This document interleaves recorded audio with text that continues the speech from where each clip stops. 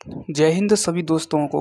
दोस्तों, एक रीजनिंग में डाइस क्वेश्चन आता है जिसमें दोस्तों डाइस के तीन क्या आते हैं, मतलब तीन इमेज आती हैं, जैसे कि दोस्तों फर्स्ट इमेज, सेकंड इमेज और थर्ड इमेज। तो थर्ड इमेज में दोस्तों क्या है, स्टूडेंट मतलब अचंभित में हो जाता है कि इसमें से हम आंसर लगाएं तो करेक्ट आंसर क्या लगाएं। तो दोस्तों मैं इसी में आपको बताने वाला हूं। जैसे कि दोस्तों इसमें पूछ रहा है क्वेश्चन, 5 के विपरीत क्या होगा। तो दोस्तों आपको दो ऐसी इमेज देख लेनी है दोस्तों, जिसमें दोस्तों 5 के विपरीत दिख रहा होगा। जैसे कि दोस्तों यहाँ पर 5 2 है, तो आपको देखना है कि इनसे अलग दो पासे में क्या 6 2 दिख रहा है कि नहीं दिख रहा है। 6 यदि 2 दिख रहा है, 6 2 दिख रहा है और एक संख्या अलग दिख रही है, तो यूँ समझो दोस्तों वही इसका करेक्ट आंसर है। और देखो दोस्तों 6 2 कोई से भी ऑप्शन में नहीं है, कोई से भी पासे भी नहीं है, ठीक है। इसे हमें छोड़ देना है। अब उसके बाद दोस्तों हमें अगले में आ जाना है। जैसे कि जहाँ 5 है तो 4 और 3 दिखना चाहिए दोनों पासे में, इसमें भी नहीं है। 4 3 तो है पर 4 नहीं है। यदि दोस्तों इस जगह पर दोस्तों यहाँ पर 4 होता तो 4 से 4 कैंसिल, 4 से 4 3 कैंसिल, तो 5 के अपोजिट क्या हो जाता, 1 हो जाता। बट दोस्तों यहाँ 4 के अपोजिट के मतलब 4 के स्थान पर 2 है, इसलिए ये भी करेक्ट आंसर नहीं हो सकता। उसके बाद दोस्तों हमें अब अलग और अप्रोच अपनानी होगी। ऐसा देखना है जैसे कि दोनों पासों में जैसे एक कॉमन है दोस्तों, इसमें भी 5 है, इसमें दोस्तों 5 कॉमन है।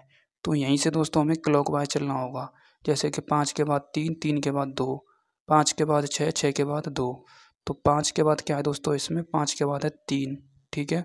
3 के बाद 4 है, 5 के बाद क्या है दोस्तों 6 है, 5 के बाद दोस्तों क्या है 6 है, और 6 के बाद क्या है दोस्तों 2 है।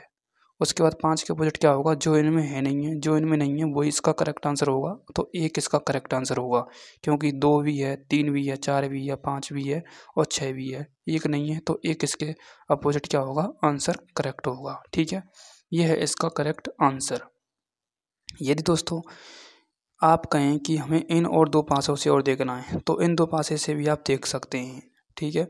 जैसे कि दोस्तों हमें चलना है, एक हमें मतलब कॉमन यूनिट देख लेनी है जो दोनों में कॉमन हो। जैसे कि दोस्तों 3 इसमें भी है और 3 इसमें भी है, तो यहीं से हमें क्लॉकवाइज चलना है। 3 के बाद दोस्तों 2, 2 के बाद क्या हो जाएगा 1, ठीक है। 3 2 और 1। उसके बाद दोस्तों हमें यहाँ से यहाँ चलना है। 3 के बाद 4, 4 के बाद क्या आ जाएगा 5। तो 5 के बजट क्या आ गया दोस्तों, 1 आ गया कि नहीं आ गया। उसके बाद एक और आपको प्रश्न उठ रहा होगा, हमें 1 और 3 से कल्पना करनी है। बिल्कुल आप कर सकते हैं। जैसे कि दोस्तों इनमें 2 कॉमन दिख रहा है, इसमें भी 2 कॉमन दिख रहा है, तो 2 के बाद क्या आ जाएगा दोस्तों 1, 2 के बाद 1, 1 के बाद क्या आ जाएगा 3, ठीक है। 2 के बाद क्या आ जाएगा 5, 2 के बाद क्या आ जाएगा 5, 5 के बाद 6। तो 5 के ऊपर क्या दिख रहा है दोस्तों 1, तो 1 इसका करेक्ट आंसर होगा। ट्रिक कैसी लगी मुझे कमेंट में आप ज़रूर बताना।